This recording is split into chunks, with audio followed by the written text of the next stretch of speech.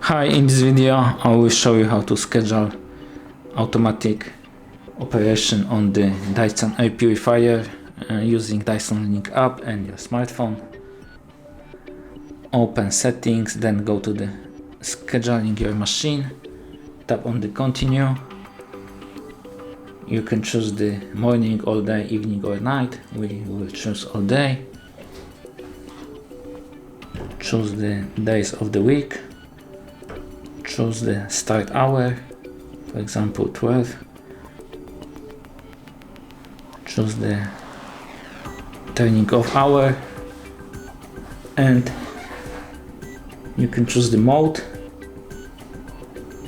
and airflow direction, and just tap add event.